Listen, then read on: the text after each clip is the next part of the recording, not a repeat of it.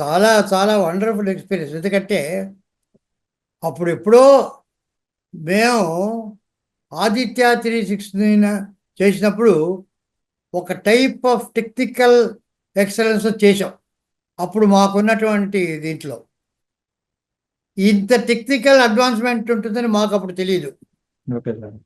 కానీ ఇప్పుడు ఇంత వచ్చిన తర్వాత మిగతా సినిమాలతో కంపేర్ చేసుకుంటే అరే అరే ఇప్పుడు తీసుంటే బాగుండే అని అనిపించిన క్షణాలు ఉన్నాయి. So sir. అలాంటప్పుడు ఉన్నట్టుండి సార్. నిర్మాత శివలింగ కృష్ణప్రసాద్ గారు దీన్ని కంప్లీట్గా అప్గ్రేడ్ చేసి కాంటెంపరీ టెక్నాలజీకి ఈక్వల్గా మళ్ళీ చేసి దాన్ని మళ్ళీ రీరిలీజ్ చేస్తానంటే దీనిని దీన్ని చూడాలని ఆసక్తి ఉన్న మిగతా వాళ్ళందరూ రావచ్చండి. నాలాంటి వాళ్ళకే చూడాలని అనిపిస్తుంది ఈ టెక్నాలజీతో. So that's very very very thrilling experience. చాలా బాగుంది, ఇంట్రెస్టింగ్గా ఉంది.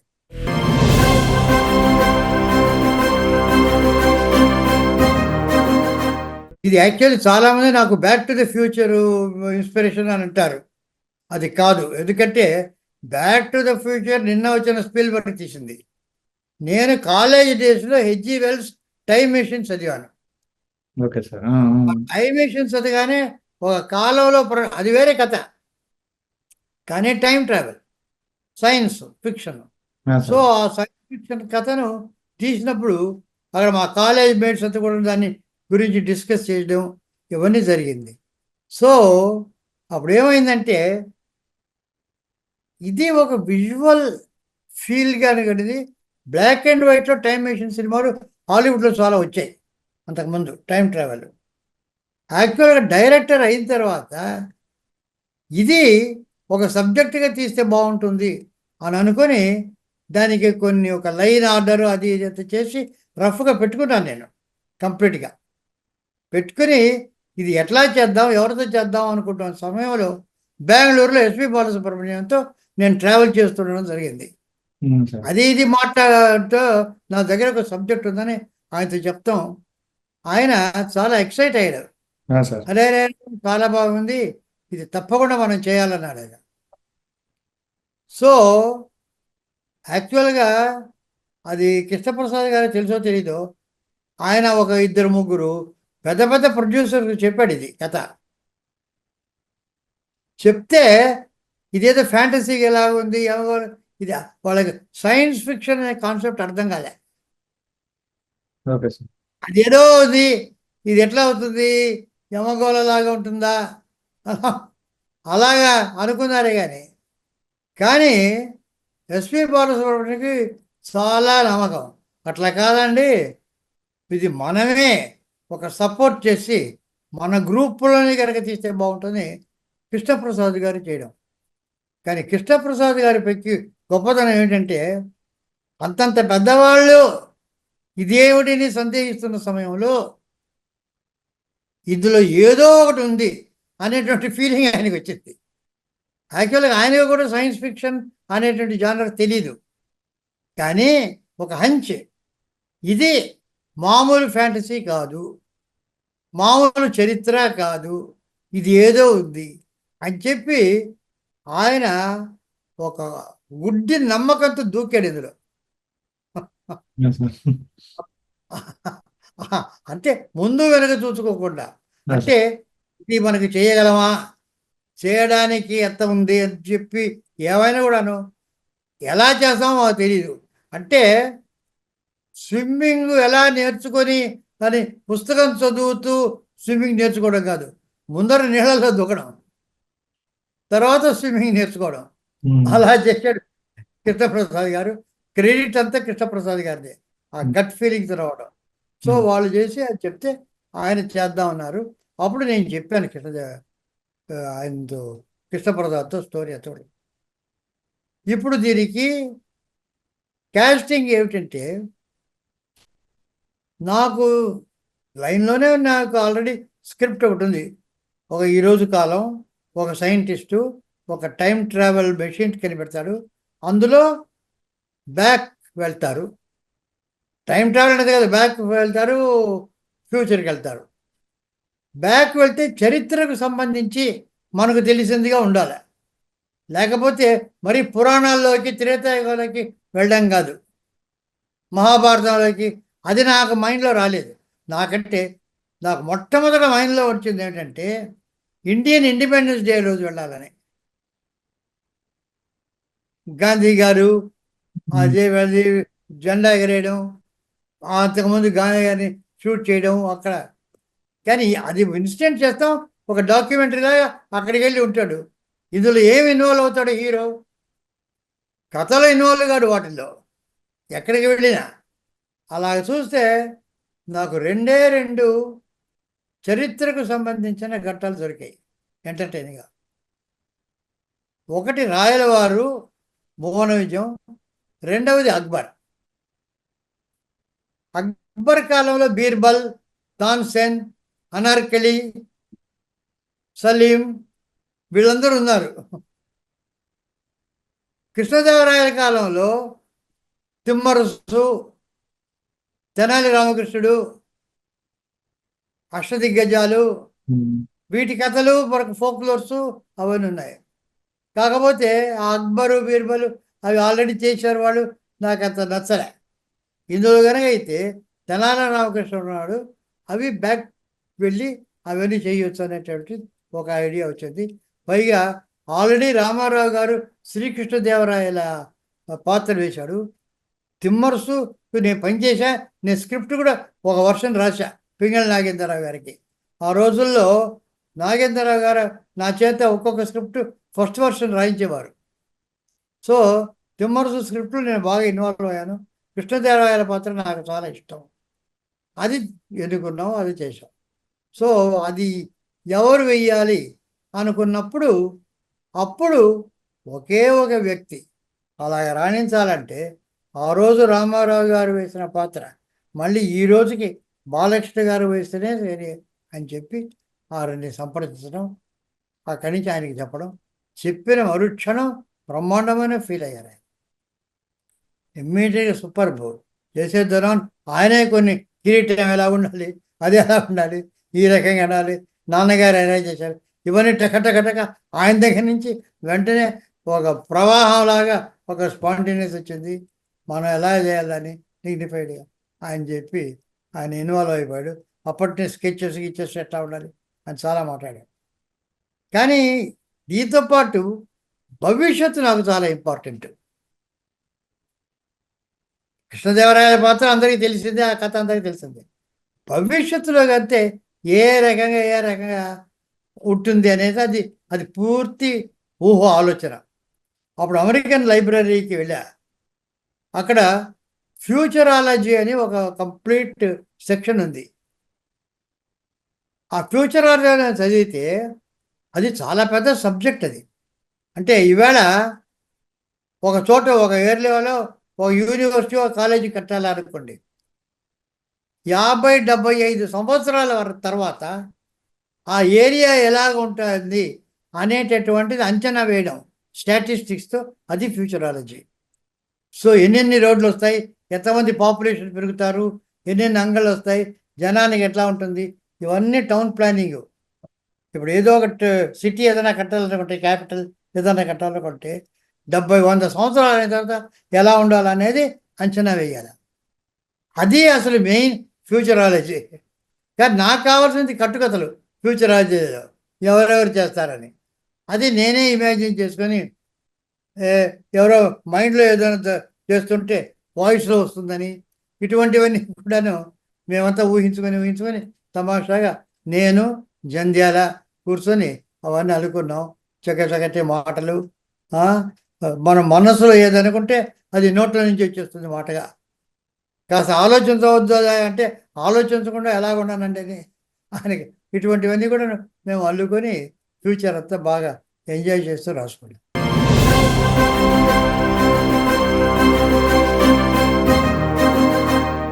ఇది స్క్రిప్ట్, ఇది బేసిక్గా లైన్ అంతా అనుకున్నదే. ఆ తర్వాత వచ్చిన తర్వాత మామూలు ఒక 2 వారాలు నేను జంధ్యాల కూర్చొని డిస్కస్ చేశాం.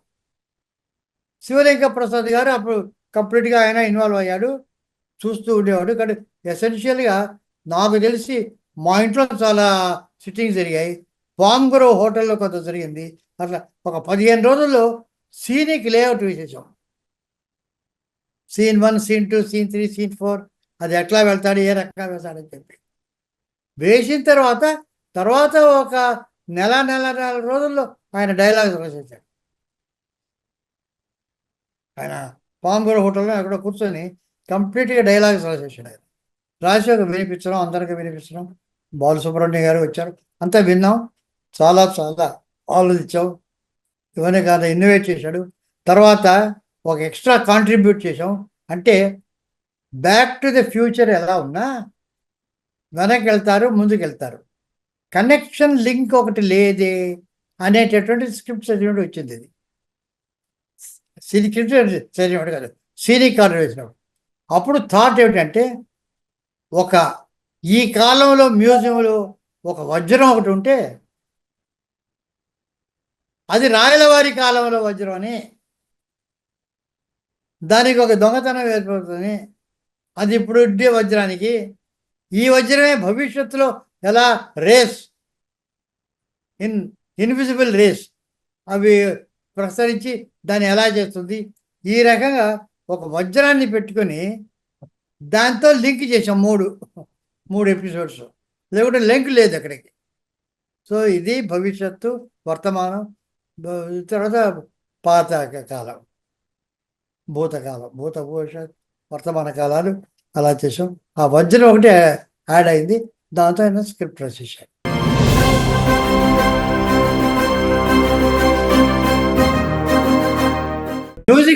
మ్యూజిక్ మొదటి నుంచి ఇళయరాజా గారు అనుకున్నది. ఆ రోజు వెళ్ళి అని చెప్పాము. ఆయన చాలా సంతోషించాడు. ఆయన కూడా ఒక్కొక్కడు ఆ చివరి పాటలో బివి వేయాలి, ఇవన్నీ కూడా ఇన్వాల్వ్ అయ్యి చాలా అద్భుతంగా ఇన్వాల్వ్ అయ్యి చేశాడు. అసలు నాకు కొత్తగా ఉంది కథ, టైం మెషిన్, ట్రావెల్ ఇదంతా బాగుందని ఇళయరాజా. కానీ కెమెరామెన్ విషయంలో మాత్రం అది దైవ నిర్ణయం. ఎందుకంటే మొట్టమొదట పిసి శ్రీరామ్ గారు అనుకున్నది. మొట్టమొదట ఆయన వచ్చాడు, ఆయన చాలా అద్భుతమైనటువంటి చేశాడు. ఫస్ట్ షెడ్యూల్ కృష్ణకుమార్గా ఉండేటువంటి ప్రీ కృష్ణదేవరాయల షెడ్యూల్ అంతా ఆయన చేశాడు. సడన్గా సమ్ అల్సర్ ఏదో వచ్చి చాలా సీరియస్గా జబ్బు చేసింది ఆయనకు. సో అతను చేయలేకపోయాడు. వాళ్ళ మదరు అసలు ఎవరిని, మేము ఊరికి చూడడానికి వెళ్ళాలన్నా ఆవిడ అలౌ చేయలే మమ్మల్ని. ఎందుకంటే మళ్ళా షూటింగ్కి పిలుస్తారేమో మమ్మల్ని. అతన్ని రెస్ట్ తీసుకుంటున్నాడు, అతను రాడు, అక్కడ మేము పిలవడానికి వెళ్ళామా, మేము చూడమంటే వద్దు అనేసింది. మేము చూడలేదు. స్పీచ్ చెప్పాడు పాపం, నేను రాలేను, ఎవరైనా పెట్టుకోండి. సో కరెక్ట్గా అదంతా పిసి శ్రీరామ్ చేయడు. అక్కడి నుంచి ఒక 2 మాసాలు రాయలవారి సెట్టు, ఆ హాలు అవన్నీ చేయాలి. దానికి అలాట్ చేసాం కృష్ణదేవరాయలకి. కరెక్ట్గా అదృష్టవశాత్తు విఎస్ఆర్ స్వామి గారు ఆ డేట్స్ ఆయన ఖాళీ. అంతకుముందు ఏదో పిక్చర్ అయింది, నెక్స్ట్ పిక్చర్ ఎప్పుడో స్టార్ట్ అవుతుంది. కరెక్ట్గా 2 మాసాలు వెంటనే ఒప్పుకున్నాడు. అంతా విఎస్ఆర్ స్వామి గారు చేశారు టోటల్గా అక్కడ. సో ఆ లైటింగ్ కూడా ఆ కాలపు విఎస్ఆర్ స్వామి గారు చేసిన పద్ధతిలో, ఇది పిసి శ్రీరామ్ చేసే పద్ధతిలో వచ్చింది. కానీ విఎస్ఆర్ స్వామి గారి కాగానే ఆయన అక్కడికి వెళ్ళాల్సి వచ్చింది, కాల్ షీట్స్ అయిపోయింది. సో అప్పుడు కబీర్ లాల్ ఆల్రెడీ కొన్ని ట్రిక్స్ అవి చేశాడు కనుక భవిష్యత్ అంతా కబీర్ లాల్ చేశాడు. సో ఇది ప్యూర్లీ దైవ నిర్ణయం, అది అదృష్టం మాది కాదు. ఈ కెమెరామెన్ మాత్రం 3 కెమెరామెన్ దీనికి ఇలా ఉండాలా, ఒక్కొక్క ఏజ్కి తగ్గట్టు, ఆ లైటింగ్కి తగ్గట్టు ఒక్కొక్క కెమెరామెన్ ఉండాలా అని ఏదో ఒక అతీత శక్తి ఒకటి నిర్ణయించింది. దాని ప్రకారం ఏం చేశాం.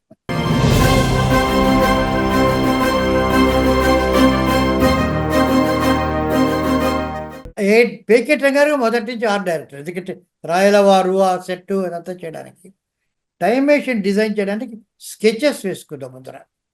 నేనేమంటే రియల్ టైం మెషిన్, మామూలుగా డమ్మీ చేసేసి ఏదో చేయడం, ఆ రోజు ట్రిక్స్ లేవు, రియల్గా చేయాలని. మొక్కితే ఆ స్టెప్స్ అంతా రావాలా, లోపల గ్లాసు.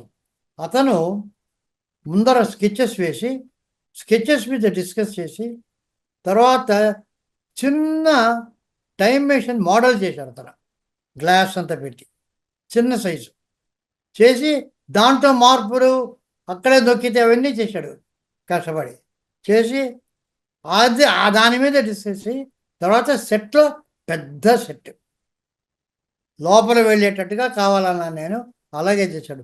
నొక్కితే అంత స్టెప్స్ వస్తుంది, లోపల వెళ్తాడు, కుర్చీలు, గ్లాసు, టీను అన్నది వీళ్ళందరూ రావడము. సో అదంతా టైం మెషిన్ తిరగడము, మోటార్ దానికి ఒక మెషిన్ పెట్టి అది తిరుగుతుంటే వాళ్ళందరూ బయటికి పడడం, స్మోక్ దానికంతా గ్యాస్ నుంచి స్మోక్ వెళ్ళడం, ఇవన్నీ కూడా అతను తయారు చేశాడు ఆన్ ద సెట్. అందుకని అంత రియల్గా ఉంటుంది. అవన్నీ గ్రాఫిక్స్ కావు, స్మోక్లో నుంచి గ్రాఫిక్స్లో వచ్చే వచ్చిన స్మోక్ కాదు, అది రియల్ స్మోక్.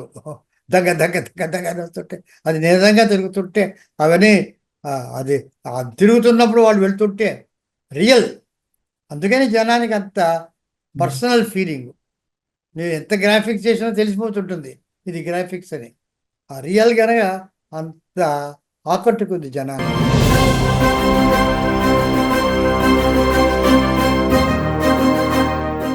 యాక్చువల్గా అంటే కేర్ అంటే బాలకృష్ణ గారు ఉన్నారు. మాకు ఈ సబ్జెక్ట్లో ముఖ్యమైనది ఏంటంటే టైం కావాలి. ఇక్కడ నాకు చెప్పారు చాలామందిని, కృష్ణప్రసాద్ గారు ఇవన్నీ యాక్చువల్గా తీసుకున్నది ఆర్టిస్టు సంప్రదించడం. ముఖ్యంగా నాకు విజయశాంతి గారిని ఎప్పుడు మీట్ కాలే. యాక్చువల్గా నేను ఏ రోజు ఆమెతో దీని గురించి సంప్రదించలే, నాకు దాని గురించి తెలియదు. అది ఆయన పాటికి ఆయన వాళ్ళు బాలకృష్ణ గారు అంత అనుకొని విజయశాంతి గారు ఉంటే బాగుంటుంది. ఆమె చాలా ఎక్సైట్ అయింది పాపం, తప్పకుండా చేయాలని. కానీ టైము, కాల్ షీట్స్ వాటి మీద ఉంది. ఇక్కడికి 10 రోజుల తర్వాత నాకేమిటంటే ఈ పర్టికులర్ సబ్జెక్టు భవిష్యత్తులో రావాలి. టైము ఆర్టిస్టు వాళ్ళ వాల్యూ, వాళ్ళ పర్ఫార్మెన్సు ఎంత ముఖ్యమైనా ఈ పర్టికులర్ సబ్జెక్ట్కి టైం అనేటువంటిది మోర్ ఇంపార్టెంట్. వాళ్ళు అవైలబుల్గా ఉండడం మాకు ఈ సబ్జెక్టు మోర్ ఇంపార్టెంట్. అందుకని ఎవరికన్నా చూద్దామంటే మరి కృష్ణప్రసాద్ గారు ఎలా చేశారో, నాకు మోహిని అనే ఆమె ఎలా వచ్చిందంటే, నేను అప్పుడు మైకేల్ మదన కామరాజన్ చేస్తున్నాను, ఆ వర్క్లో ఉన్నాను. సో పంజు అరుణాచలం గారని ఆయన నాకు చాలా పరిచయం. ఒకరోజు మాట్లాడుతున్నాను ఆయనతో నేను. ఆయన గొప్ప నిర్మాత, పాటల రచయిత ఇవన్నీ కాకుండా ఒక చాలా ఫెనటిక్ రేస్ గోయర్ ఆల్సో. ఆయన ఎప్పుడు హార్స్ రేస్ పుస్తకం పట్టుకొని ఉంటాడు ఆయన. అది ఆయన ఒకరోజు నేను మాట్లాడుతూ మేము రకంగా వెతుకుతున్నామంటే ఆయన చెప్పాడు, ఆయన హార్స్ క్లబ్లో సెక్రటరీ ఒక అయినాడు. ఆయనకి నాకు బాగా పరిచయము, ఆయన కూతురు ఒక ఉంది మోహిని అని, ఏదో ఒక పిక్చర్ చేసి తర్వాత ఎవరో చెప్పారు శ్రీరామ్, పిసి శ్రీరామ్ కూడా ఆమెకు ఏదో తెలుసు అని చెప్పారు, నాకు తెలియదు అది. ఈయన వెంటనే ఫోన్ చేసి అది అరేంజ్ చేస్తే వచ్చి చూసి సెట్కి వచ్చింది, టెస్ట్ చేసాం. మెయిన్ మాకేంటంటే అందంగా ఉంది, డ్యాన్స్ చేస్తుంది, అంతా చేస్తుంది, కొత్త ఏదో ఒక పిక్చర్లో చేసింది. కానీ availability through out the picture availability అది ముందర అడిగాం. నాకే అభ్యంతరం లేదు, షీ ఈజ్ ఎక్సైటెడ్. ఇటువంటి పిక్చర్ దొరకడం కట్టడం నేను తప్పకుండా చేస్తాను. ఆ అవైలబిలిటీ చాలా ఇంపార్టెంట్ అయింది. సో ఫ్యూచర్కి వెళ్ళినా, కృష్ణదేవరాయలకి వెళ్ళినా, ప్రజెంట్కి వెళ్ళినా త్రూ అవుట్ ఆమె ఉండింది. అది చాలా మాకు ఇంపార్టెంట్ అది. అందుకని ఆ మోహిని అవన్నీ బుక్ చేశాం.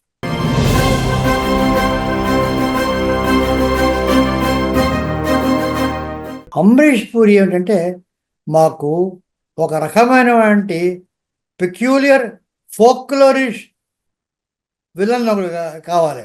అందులో మిస్టర్ ఇండియా అటువంటి మొగ్గాంబో అని ఇవన్నీ చేస్తూ, అంటే పిల్లలకు జనరల్గా అది వాళ్ళు ఎంజాయ్ చేస్తూ అలాంటి ఒక విలను, రెగ్యులర్గా చాలా భయపడే విలన్ కాదు, అతను చూస్తే ఒక ఎంటర్టైన్మెంట్ వచ్చే విలను. అది నాకు అమరీష్ పూరిలో కనిపించింది. అతన్ని పిలిపించి అదే, అందుకనే అతను వచ్చినప్పుడల్లా వాయిలెన్స్ వాయించడము, అతనికి ఒక పెక్యూలియర్ అన్ని రకరకాల క్యూరియస్ పెట్టడం, ఇటువంటివన్నీ కూడాను. గన్ ఎత్తినప్పుడు అందరూ వాయిలెన్స్ వాయిస్తుంటారు. ఏదేదో క్యూరియస్ అవన్నీ ఆ, వజ్రాలు ఎక్కడున్నా, ఒక తంబూరం ఉన్నా, ఒక వీణ ఉన్నా సేకరించడం, ఇటువంటి ఫన్నీ లుక్ ఉండింది. సో ఈ బుక్ అమరీష్ పూరి గారు ఎంజాయబుల్.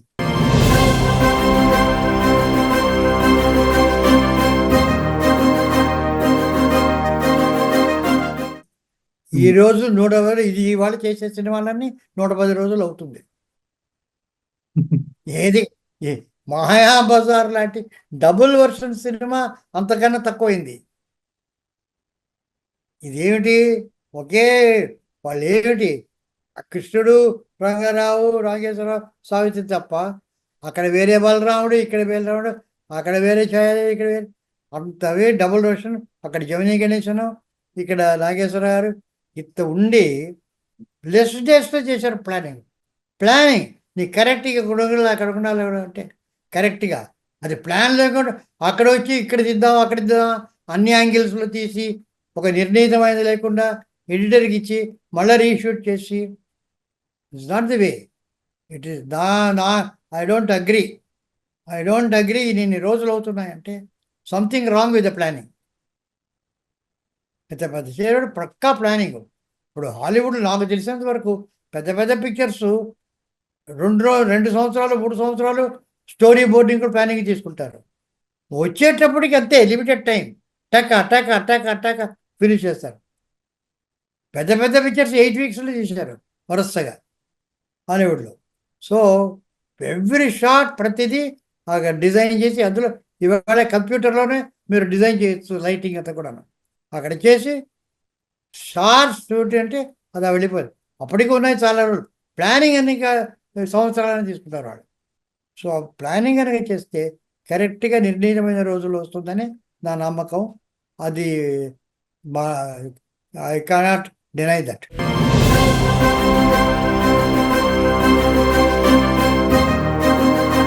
కృష్ణదేవరాయలు అనుకున్న తర్వాత ఒక బాలకృష్ణ గారు తప్ప ఇంకే లేదు. కృష్ణదేవరాయలు అనుకున్న తర్వాత వెంటనే ఆయన, ఎందుకంటే వాళ్ళ నాన్నగారు చేశారు, వాళ్ళు చేశారు బాగా. కృష్ణ ఇంకెవరు ఉన్నారు ఇప్పుడు ఆలోచించిన ఇవాళ కూడా నాకు దొరకడం లేదు. So that is the thing. Balakrishna గారికి వెళ్ళడం, ఒకసారి అపాయింట్మెంట్ ఫిక్స్ చేయడం, రాయడం. సో ఆయనే కరెక్ట్. ఇవాళ కానీ ఇప్పటికి వరకు నాకు ఆ రీప్లేస్మెంట్ లేదు బాలకృష్ణ గారికి కృష్ణదేవరాయలకు.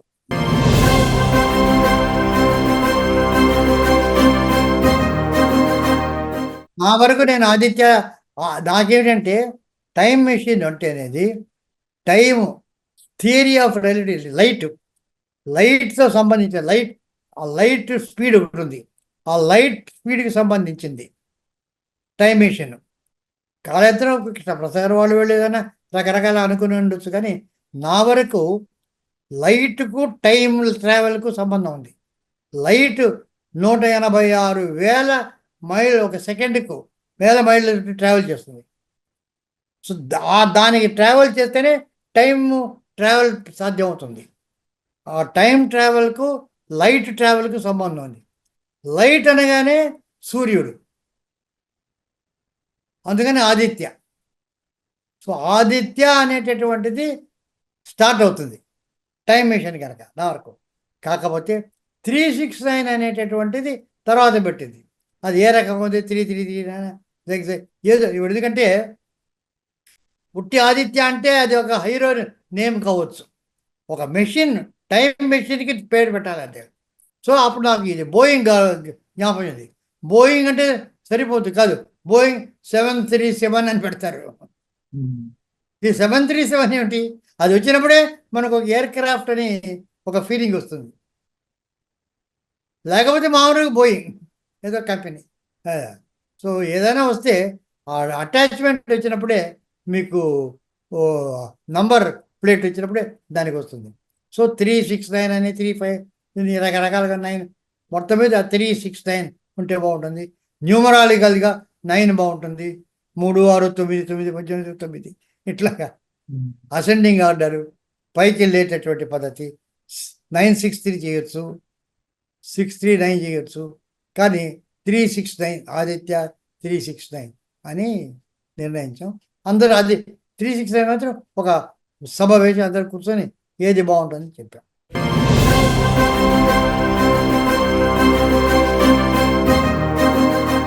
అంటే బాగుంది.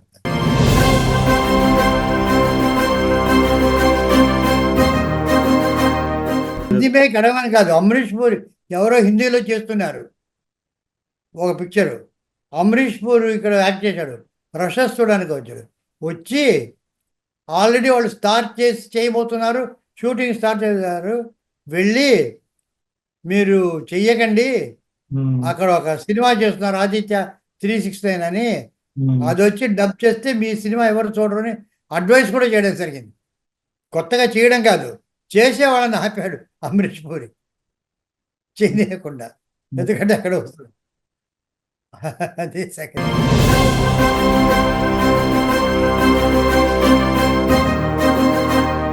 అది అంటే పాపం మేము స్క్రిప్ట్ చేసి బాలకృష్ణ గారికి చాలా చాలా ఎంతూజియాజం, ఏ రోజైనా ఇది చేసి తీరాలి. సో ఆ రకంగా మేము చేసాం.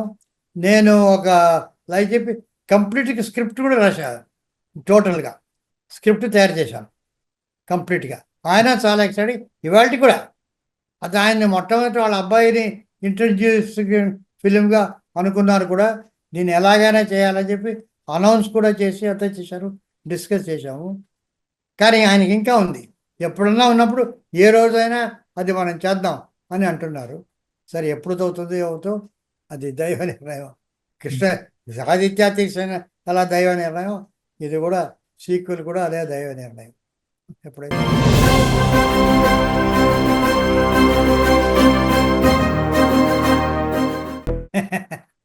ఇప్పుడు నాకు నిజంగా చెప్పాలంటే 93 ఏళ్ళు దాటి ఉన్న సమయంలో నేను జీవితంలో నేర్చుకున్నది ఏమిటంటే, మొన్నటికన్నా నిన్న గొప్పది, నిన్నటికన్నా ఇవాళ గొప్పది. పాతకాలంలో ఎంత బాగుంటుంది క్లాసిక్స్ నేను నమ్మను. ఆ రోజు అందరూ ఆ రోజు చాలా చాలా మంచిగా ఉన్నాయి, ఈరోజు మంచిగా ఉండేవి, ఈవిడంతా చాలా హాయిగా ఉండేది, ఏమి మ్యూజిక్, ఆ మ్యూజిక్ పడితే ఎవరు చూడరు. అవి బాగా లేదు అని కదా ముందుకు వెళ్తున్నాం అన్నాం. మనం ముందుకు వెళ్తున్నామంటే అది బాగా లేదు అని ఇవాళ అది కానీ ఎవరు చూడరు, అవి చూస్తారు. నాస్టాలజీ అంటారు దాన్ని, ఆ నాస్టాలజీ దాన్ని చూస్తారు కానీ చూడరు. ఇప్పుడు నాకు ఏమిటంటే నిన్న మొన్న కన్నా ఇవాళ ఇప్పుడు మీతో మాట్లాడడం చాలా ఆనందంగా ఉంది. అంతకుముందు మార్నింగ్ చేసింది అంత పెద్ద ఆనందం లేదు, ఇప్పుడు నాకు ఆనందం. సో బ్యాక్ వెళ్ళడం అనేటటువంటిది ఆలోచన నాకు ఇష్టం లేదు, రాదు. ఒక్క సెకండ్ కూడా బ్యాక్ వెళ్ళలేను, ఎందుకంటే అవంతా పాత అయిపోయింది, మర్చిపోవాల్సింది. ఇప్పుడు లేవు. మనం ఏం చేయాలా, ఈ క్షణంలో మనం ఎలా మాట్లాడాలా, ఏం చేయాలా, ఏమేమి అడుగుతున్నారో ఏం చెప్పాలా అనే దాని మీద ఆనందం. ఇక నెక్స్ట్కి వెళ్ళొచ్చు, ఆలోచించవచ్చు నెక్స్ట్కి ఎలా ఉంటుందని. అది తిరిగిపోతుంది నాకు, నెక్స్ట్కి పోతుంది అనేటటువంటిది. నెక్స్ట్ వచ్చినప్పుడు ఆ థ్రిల్ అనుభవిద్దాం. ఇప్పటి నుంచే కాదు రేపు మనం వెళ్తే ఈ రకంగా హైదరాబాద్కి వెళ్తే ఇక్కడ ఎక్కడ ఉంటాం, ఏ రకంగా ఉంటాం, ఇవన్నీ ఆలోచనలు వద్దు. నెక్స్ట్ సెకండ్ నుంచి ఆలోచన లేదు, ప్రీవియస్ సెకండ్ నుంచి ఆలోచన లేదు. Live for the present and enjoy and experience the present. అది నా ఇప్పుడు 93 years నా ఫిలాసఫీ.